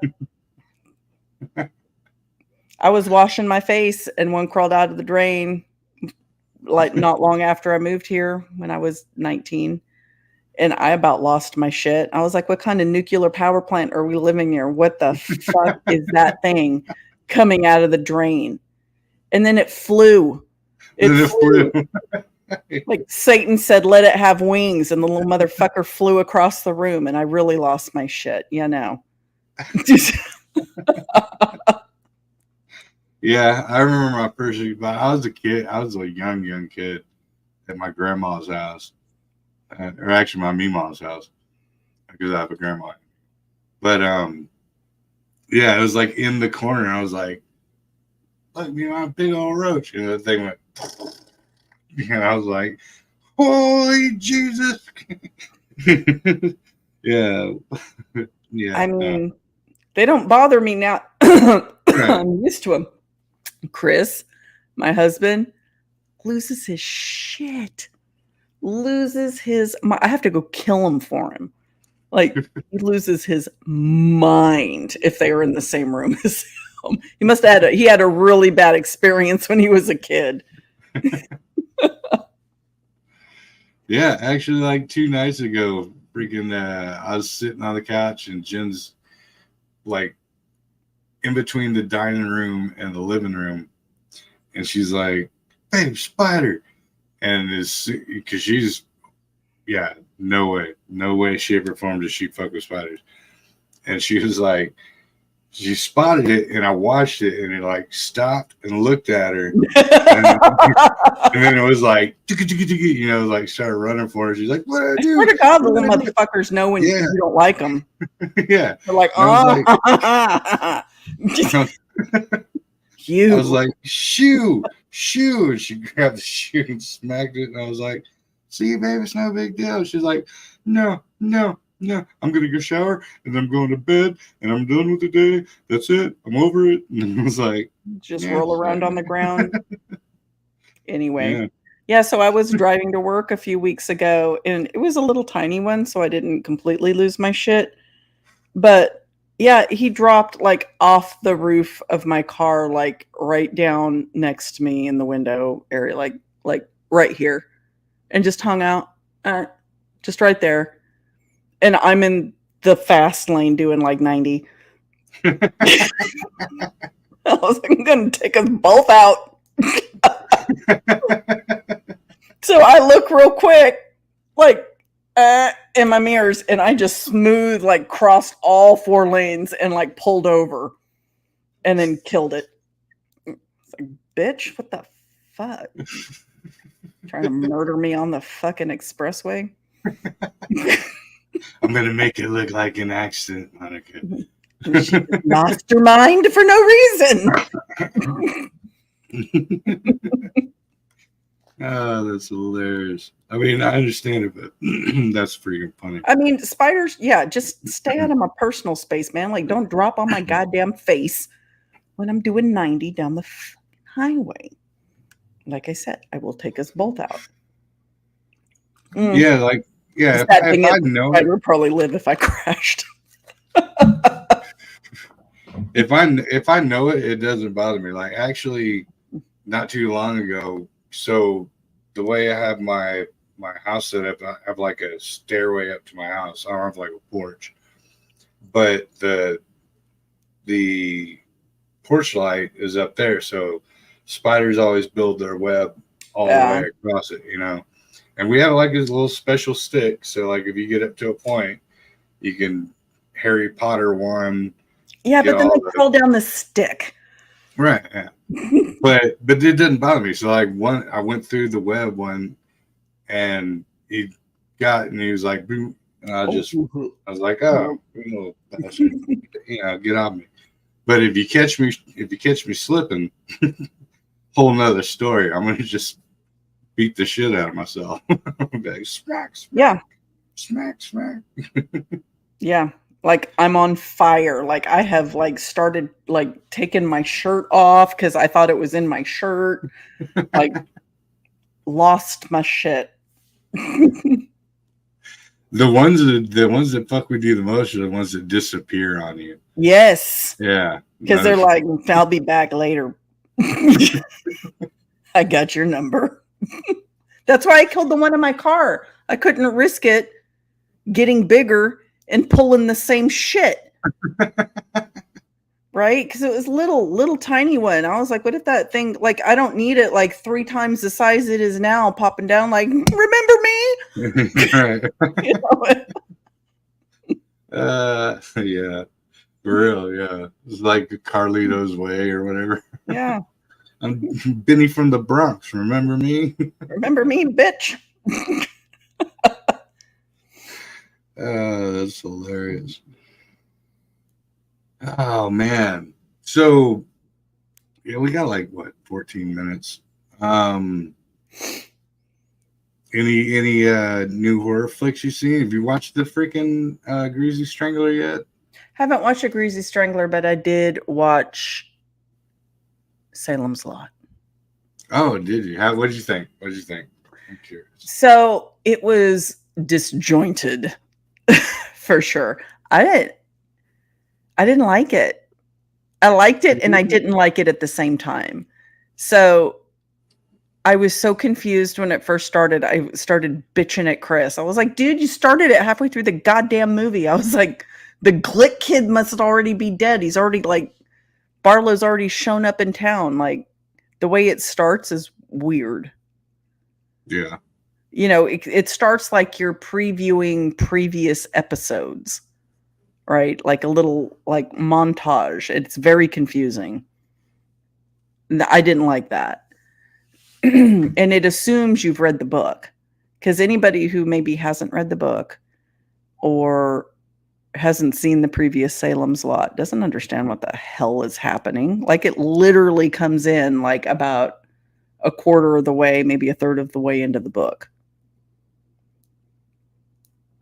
That pissed me off. Gotcha.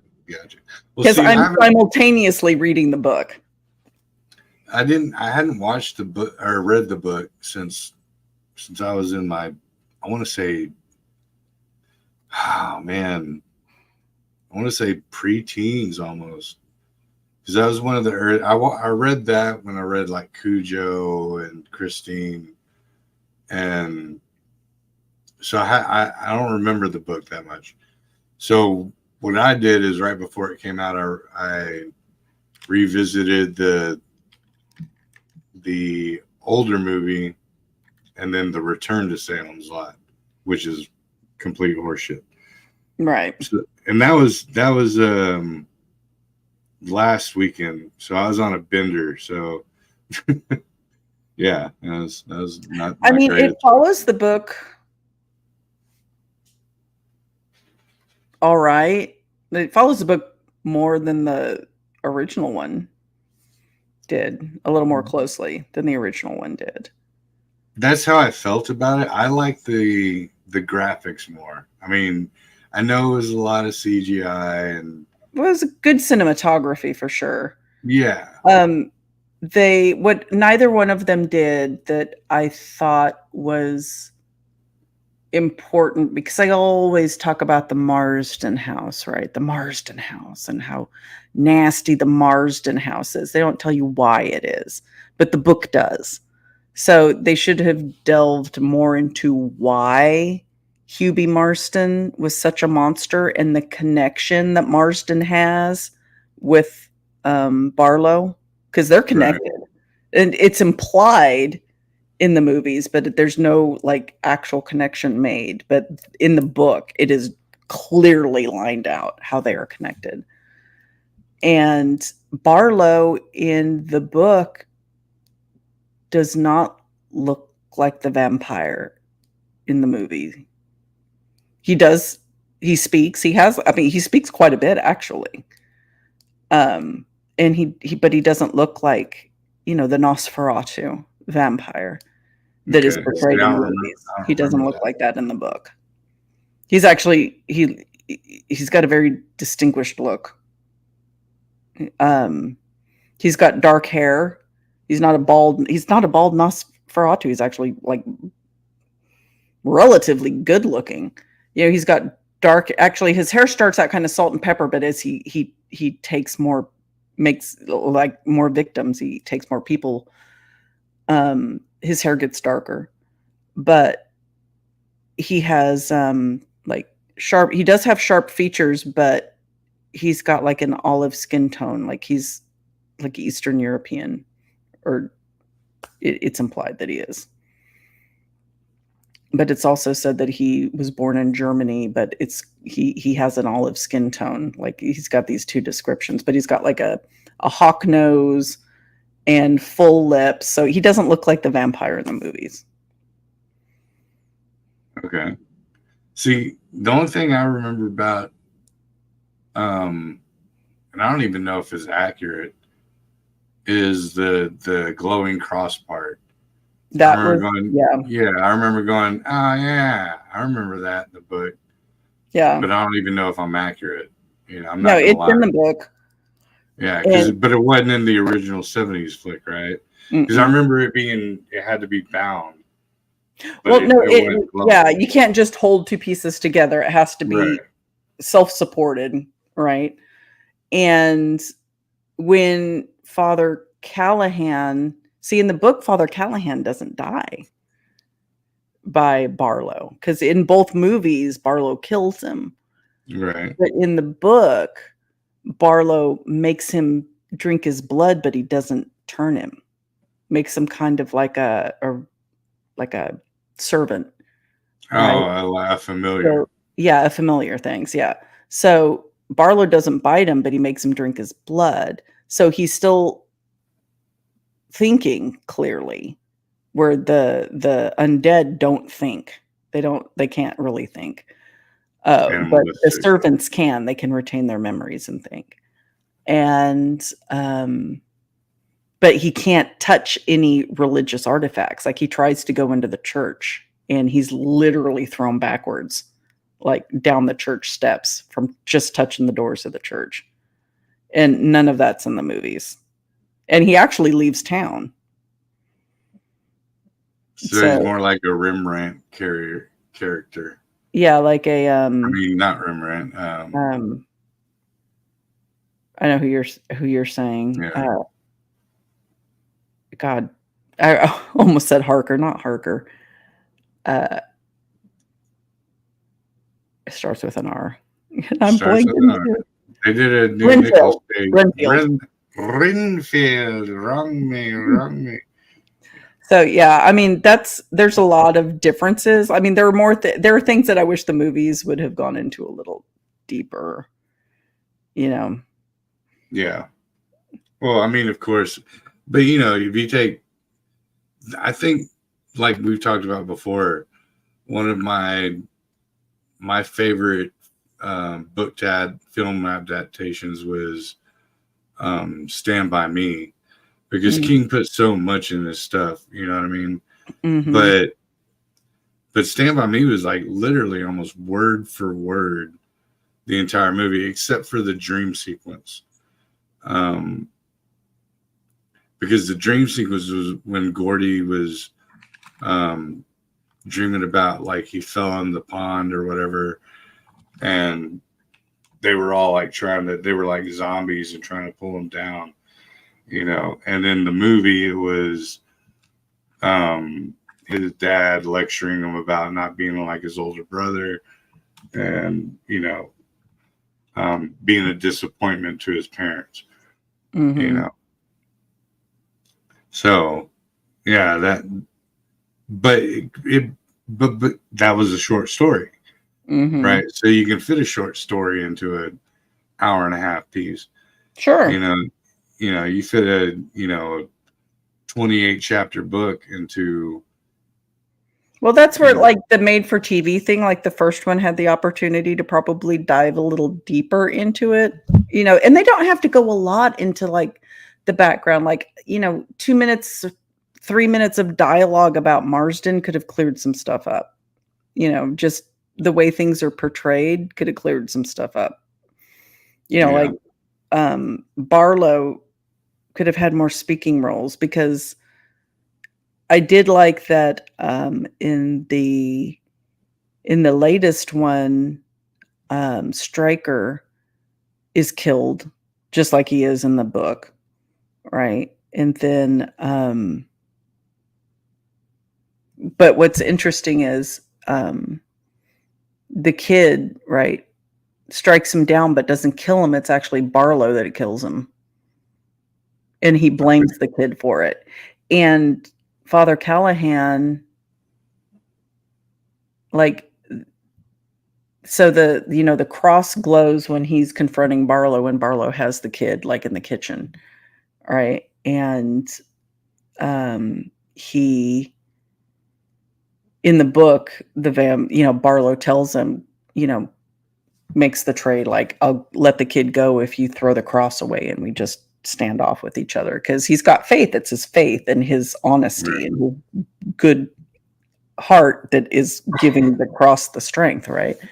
Well, when he lets the kid go, in the book, Father Callahan is thinking, why should I throw the cross away? I could finish him. Like, I don't have to hold up my end of the bargain. I can just do this now. Well, that's a dishonest thing to do. So then the cross starts losing its light, because because he's not being an honest person.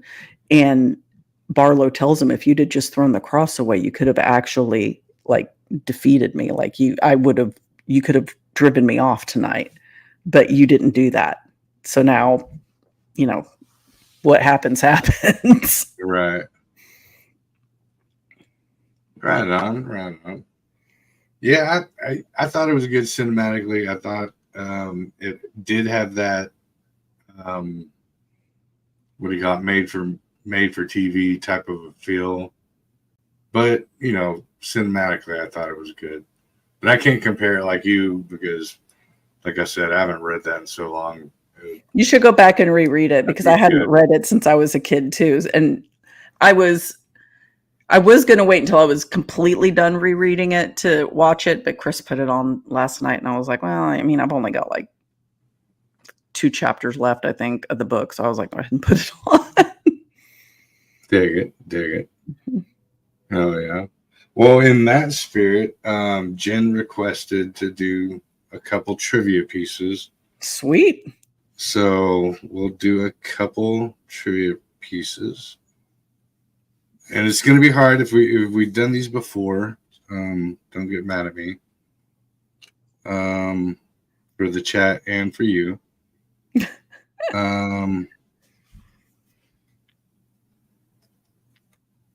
Let's see. Nah, it's too easy. Shit.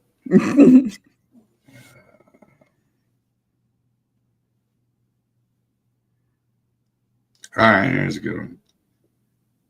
What is the name of the docile and domesticated zombie in Day of the Dead?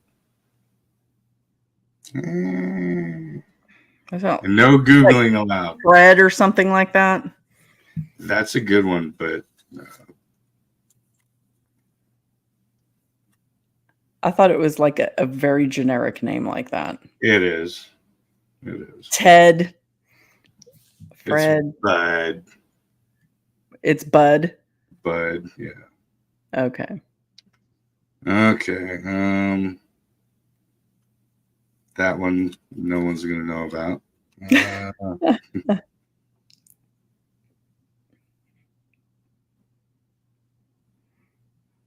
All right, I'll give an easy one out. Which installment from Halloween movie franchise did not feature Michael Myers? Number 3. Season of the Witch. Season of the Witch. Alright.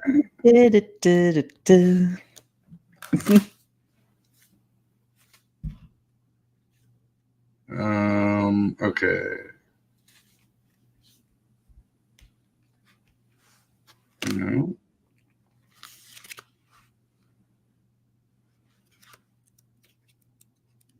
I don't even know this one, so if y'all can answer this one. Lay it on us. What 1986 horror movie features cameos from Ozzy Osbourne and Gene Simmons?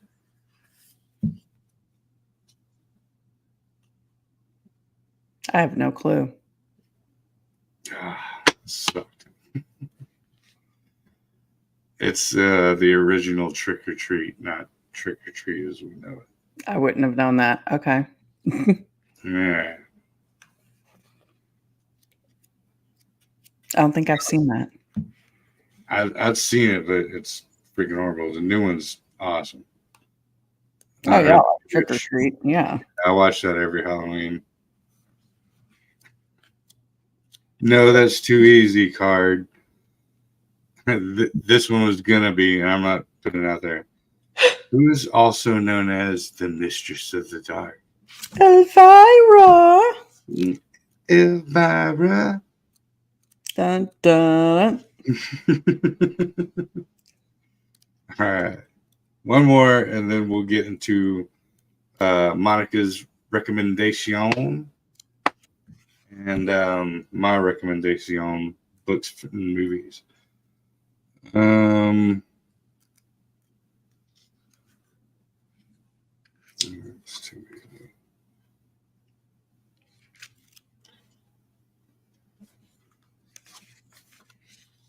these are just, maybe it's just me, but they're too easy. Well, not everybody's the aficionado that you are. I know. Get some of those out. I know. I'm sorry. I mean, I like to think I know a lot, but I'm sure I do not know nearly what you do. Dude, and I'm actually an amateur when it comes to the other cats at the gas station. Well, that makes me a complete freaking imbecile then. Yeah, me too. Because they're like, oh, that was produced by blah, blah, blah, blah, blah, and pre-directed by, but then they shoot it over the direct. All right. Here you go. This was kind of aimed up your alley, Monica. What was the profession of the main heroine in the 1981 werewolf film The Howling? She was a TV reporter. She was. Yes, she was. Yeah. Wah, wah, wah, wah. I got all the Howling trivias. She's got the Howlings. I got the Howlings. Read the books. But they're nothing like the movies. So my book recommendation tonight, for those of you who like the secret societies or are just curious and don't know where to start, this handy dandy little thing will get you going down the path of different secret societies. It's got a bunch of them in there. It's called the Secret Society Handbook by whoever the hell this guy is. Michael Bradley. Michael Bradley. He hits quite a few of them. And there are a couple in here that I have not heard of before. I mean, he hits the usual. He talks about Skull and Bones and the Freemasons, the Knights Templar. But there are where are they? It was like the Council of 12, I think, or something like that. I had not heard of them before. Have you heard of them? No, but it sounds close enough to the 13, like we were talking about on the Secret Society one. I mean, they've got the Priory of Sion, Opus Dei. Here it is. Oh, the Majestic 12. All right, so the Aviary and the Aquarium. Yeah. So it's got like little chapters. They're not like giving you the whole like rundown. You're going to have to do more digging on these, but at least get you started on these, on the different ones. So if you're interested in it, check it out. I think that you would like it. If you want to just kind of dip your toes in there and see what tickles your fancy. Cool. Hell yeah. I'm going to go on my movie recommendation, Slumber Party Massacre. And if y'all watch it, tell me how that freaking drill works, because they didn't have that technology in the 80s. The drill? The drill. They didn't He has this big freaking drill, like with a 4-inch drill on it. Yeah. But it's completely wireless. There's no cord. And they didn't have battery power like that back in the day.